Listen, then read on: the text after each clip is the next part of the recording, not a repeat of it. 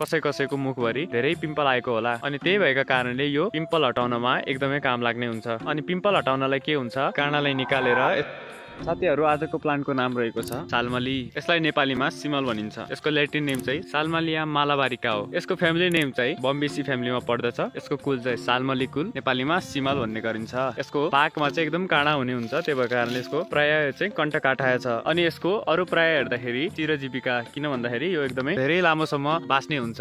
यसको प्राय चाहिँ रक्तपुष्प, तुलफला। रक्तपुष्प किन भनेको कि यसको फुल चाहिँ रातो कलरको भइहाल्यो। अनि तुलफला किन भनेको छ भन्दाखेरि यसको के हुन्छ, भित्र कटन लाइक स्ट्रक्चर हुन्छ। अब हेर्नु चाहिँ देखाउँछु म। यो रक्तपुष्प भयो अनि यसको भित्र चाहिँ के हुन्छ, कटन लाइक स्ट्रक्चर हुन्छ। हेर्न सक्नुहुन्छ यो कटन लाइक अलिक म्याच्योर भएको छैन, तर हेर्न सक्नुहुन्छ जुस देख्नु भएको होला। पात हेर्दाखेरि के हुन्छ भन्दाखेरि सिम्पल हुँदैन, कम्पाउन्ड लिफ्सहरू हुन्छ। यानि एउटै लिफमा चाहिँ विभिन्न लिफलेट्सहरू हुन्छन्। 3 देखि 7 वटा लिफलेट्सहरू हुने हुन्छ।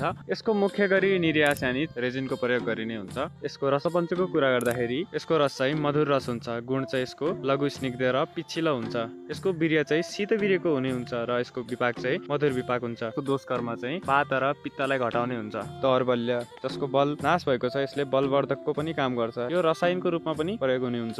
विभिन्न रोगहरू जस्तै रक्तपित्तमा काम लाग्छ, शुक्र दौर्बल्यमा काम लाग्छ, रसायनको रूपमा प्रयोग हुन्छ। यसको कर्म चाहिँ स्तम्भन कर्म हुन्छ। त्यही भएको कारणले डायरियालाई के गर्छ, जताको त्यतै रोकिदिन्छ। यो रुखको काँडा हेरेर तपाईको मुखभरिको पिम्पल्सहरूको याद आउँछ होला। यसको बागभरि पुरै नै काँडाहरू छन्। कसै कसैको मुखभरि धेरै पिम्पल आएको होला अनि त्यही भएका कारणले यो पिम्पल हटाउनमा एकदमै काम लाग्ने हुन्छ। अनि पिम्पल हटाउनलाई के हुन्छ, काँडालाई निकालेर पाउडर बनाएर अनि गाईको दुधसँग मिक्स गरेर आफ्नो पिम्पल्स भएको ठाउँमा लगाउँदा चाहिँ के हुन्छ, पिम्पल हटेर जाने हुन्छ अनि तपाईको मुख चाहिँ एकदमै चम्किलो हुन्छ। त्यही भएका कारणले प्रकृतिले दिएका यी विभिन्न द्रव्यहरूलाई इग्नोर नगर्दै ज्ञान बाँडौँ र ज्ञान जानौँ।